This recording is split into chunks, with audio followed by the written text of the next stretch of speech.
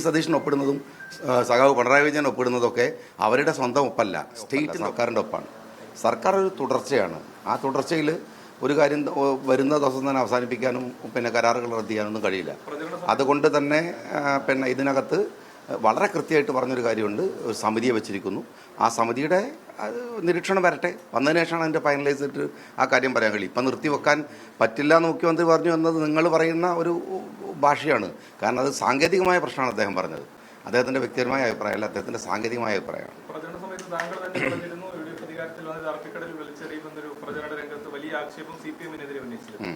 ഇന്നിപ്പോ സുപ്രീം കോടതിയിൽ കേന്ദ്ര സർക്കാർ പറയുന്നത് ഒപ്പിട്ടിരുന്നെങ്കിലും ആ ഗവൺമെന്റ് അതിൽ നിന്ന് പിന്നോട്ട് പോയി ആ പ്രൊസീജിയേഴ്സിലോട്ട് കടന്നിട്ടില്ല എന്നതാണ്.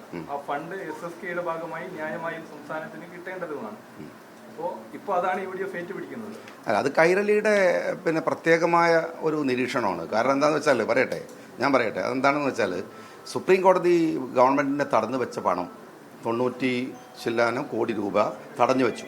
ആ തടഞ്ഞു വെച്ച പണം ഇതിൽ ഒപ്പിട്ടാൽ മാത്രമേ കൊടുക്കുള്ളൂ എന്ന് പറയുകയും ഒപ്പിട്ട ശേഷം സെൻട്രൽ ഗവൺമെൻറ്റിൻ്റെ വിഹിതമായിട്ടുള്ള ആ പണം ഇവിടെ വരികയും ചെയ്തു. അതതിൻ്റെ വസ്തുതാപരമായ കാര്യം. ഞങ്ങളത് പരിശോധിക്കുകയും ചെയ്തിട്ടുണ്ട്. ഏത് ഫണ്ടായാലും ആ ഫണ്ട് ഗവൺമെന്റ് തടഞ്ഞു വെച്ചിരിക്കുകയായിരുന്നു. PMCയിൽ ഒപ്പിട്ടാലേ കൊടുക്കുള്ളൂ എന്ന് ഗവൺമെന്റ് പറഞ്ഞു.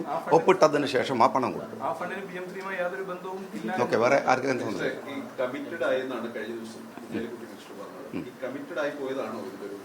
അല്ല, അത് അങ്ങനെയല്ല. അദ്ദേഹത്തിൻ്റെ ഞാൻ പറഞ്ഞല്ലോ, ഈ ചില വാചകങ്ങൾ എടുത്തിട്ട് ഈ അറബിക്കടലിൽ നിന്നൊക്കെ ചോദിക്കണമായിട്ടുള്ള വർത്താനാണത്. രാഷ്ട്രീയത്തിൽ പറയണത് ഒരു പുസ്തകം കൊണ്ട് ഒരു അറബിക്കടലിൽ അറിഞ്ഞാൽ അവസാനിക്കില്ലല്ലോ. അതൊക്കെ പ്രസംഗത്തിലെ ചില പ്രയോഗങ്ങളാണ്. സാമാന്യമായ യുക്തിക്ക് മനസ്സിലാവും, രാഷ്ട്രീയം ഉണ്ടായാൽ മനസ്സിലാവില്ല. അത് അദ്ദേഹം പറഞ്ഞൊരു പ്രയോഗത്തിൻ്റെ പ്രശ്നമാണ്. കമ്മിറ്റഡ് ഞാൻ പറഞ്ഞ പോലെയാണ്. ഒരു ഗവൺമെൻറ് അസൈൻ ചെയ്യുന്ന ഒരു കാര്യത്തിൽ നിന്ന് ഞാനിപ്പോൾ ഒരു ഉത്തരവാദപ്പെട്ട മിനിസ്റ്ററാണ്. എനിക്കിപ്പോൾ കഴിഞ്ഞ ഗവൺമെൻറ് ചെയ്ത ഒരു സമീപനത്തെ ഒറ്റയടിക്ക് അതിലേക്ക് നിന്ന് മാറി പോരാൻ കഴിയില്ല. അതിന് സമയമെടുക്കും. ഒരു മാസം കഴിഞ്ഞതേ ഉള്ളൂ. ഞങ്ങളെ കാര്യങ്ങളുമായിട്ട് മുമ്പോട്ട് പോയിക്കൊണ്ടിരിക്കുകയാണ്. ഞങ്ങൾക്കതിനകത്ത് സെൻട്രൽ ഗവൺമെൻറ്റിൻ്റെ ഫണ്ടുകളുമായി ബന്ധപ്പെട്ട് 2 പോളിസിയുണ്ട്. ഒന്ന് ഐഡിയോളജിക്കലി നമുക്ക് ബാധകമാകുന്ന, പ്രത്യേകിച്ച് PMCയെ പോലെ നമ്മളുടെ ക്യാമ്പസുകളിലേക്ക്, നമ്മളുടെ സിലബസുകളിലേക്ക്, നമ്മളുടെ കരിക്കുലത്തിലേക്ക്, നമ്മൾ വിചാരിക്കുന്ന നിരീക്ഷണങ്ങളിലേക്ക് കടന്നു കയറുന്ന ആശയപരമായ പ്രശ്നങ്ങളോട് ഞങ്ങൾക്ക് വിയോജിപ്പുകളുണ്ടാവും, സ്വാഭാവികമാണ്. അതേസമയത്ത് സെൻട്രൽ ഗവൺമെൻറ്റിൻ്റെ എല്ലാ പണത്തും വേണ്ടെന്ന് പറയുന്ന തരത്തിലേക്കുള്ള സമീപനം ഞങ്ങൾ എടുക്കില്ല. കാര്യം എന്തുകൊണ്ടാണെന്ന് വെച്ചാൽ, ഇത് സെൻട്രൽ ഗവൺമെൻറ്റിൽ അവരുടെ സ്വന്തം പൈസയല്ലല്ലോ.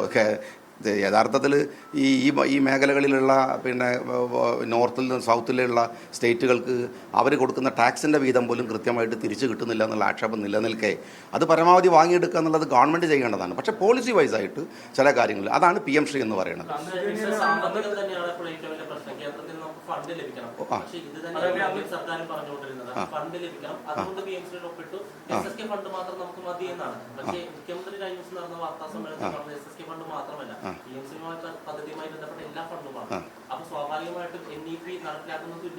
ഞാൻ ചോദിക്കുന്നത്, ഗവൺമെൻറ് ഹോസ്പിറ്റലുകളുടെ മുമ്പിൽ അത് സെൻട്രൽ ഗവൺമെൻറ്റിൻ്റെ ഒരു പിക്ചർ വെച്ചിട്ടില്ലെങ്കിൽ പണം കൊടുക്കില്ല എന്ന് പറഞ്ഞു. ആദ്യം LDF കൊടുക്കില്ല, അത് പറ്റില്ല എന്നൊക്കെ പറഞ്ഞു. പക്ഷേ സത്യത്തിൽ പിന്നീട് അത് എല്ലാ ഹോസ്പിറ്റലുകളിലും പോയാൽ കാണാം, എല്ലാം അവിടെ ചിത്രം വെച്ചിരിക്കുന്നു, പണം വാങ്ങി. അതിനെ ആക്ഷേപിക്കാൻ ഞങ്ങൾ വരാതിരിക്കുന്നത് അത് ഐഡിയോളജിക്കൽ പ്രോബ്ലം അല്ല.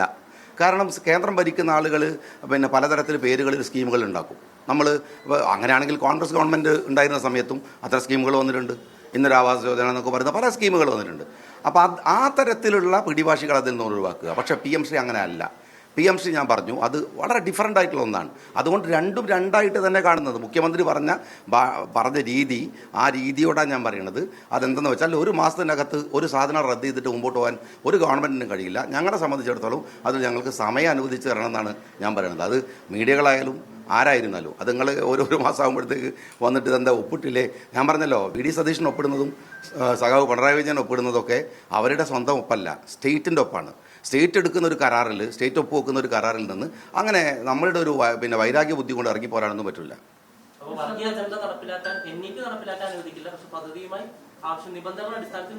ഞങ്ങൾക്ക് അതിനകത്ത് ചില നിബന്ധന, ഞാൻ പറഞ്ഞു, നമ്മുടെ കരിക്കുലത്തെ, നമ്മളുടെ സിലബസിനെ, നമ്മളുടെ മക്കൾ പഠിച്ചുകൊണ്ടിരിക്കുന്ന കേരളത്തിൻ്റെ കൾച്ചറിനനുസരിച്ചുള്ള ഒരു പാഠ്യപദ്ധതി കേരളത്തിൽ എന്തായാലും ഉണ്ട്.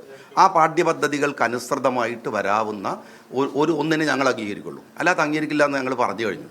അത് ക്ലാരിഫൈ ചെയ്യണമെങ്കിൽ, അത് കറക്റ്റ് ചെയ്യണമെങ്കിൽ ഞങ്ങൾക്ക് സമയം ആവശ്യമുണ്ടാവും. സ്വാഭാവികമായ സമയം ആവശ്യം ഉണ്ടാവും. അത് എല്ലാവർക്കും മനസ്സിലാകുന്ന കാര്യമല്ലേ. ഒരു ദിവസം വന്ന് പിറ്റേന്ന് ഇദ്ദേഹം ചോദിക്കുന്ന അറബിക്കടലിൽ ഇറങ്ങിയില്ലെന്നൊക്കെ ചോദിച്ചാൽ ഒരു പ്രസംഗത്തിനകത്ത് അറബിക്കടലിൽ ഇറങ്ങിയില്ല, അതൊക്കെ ഒരു വലിയ രാഷ്ട്രീയമായിട്ട് കൊണ്ടുവരികയാണ്. അറബിക്കടലിൽ കൊണ്ടുപോയിട്ട് പിന്നെ സർക്കാരിൻ്റെ കരാർ അറിയാൻ പറ്റുമോ? അതൊക്കെ ടെക്നിക്കൽ പ്രസംഗത്തിൽ അങ്ങനെ പ്രയോഗം ഉണ്ടാവും. അതൊക്കെ രാഷ്ട്രീയമായിട്ട് പറയുകയാണെങ്കിൽ അതൊക്കെ തെരുവിൽ പറയേണ്ടുന്ന രാഷ്ട്രീയമാണ്. ഒരു വളരെ സീരിയസ് ആയിട്ട് ഒരു മീഡിയയുടെ അകത്തിരുന്നിട്ട് പിന്നെ കൈരളിക്ക് ചോദിക്കാം, നിങ്ങൾക്ക് അതിന് റൈറ്റ് ഉണ്ട്, ആ ചോദിച്ചോളൂ, ഞാൻ പറയേണ്ട ഞാൻ തീരുമാനിക്കണം.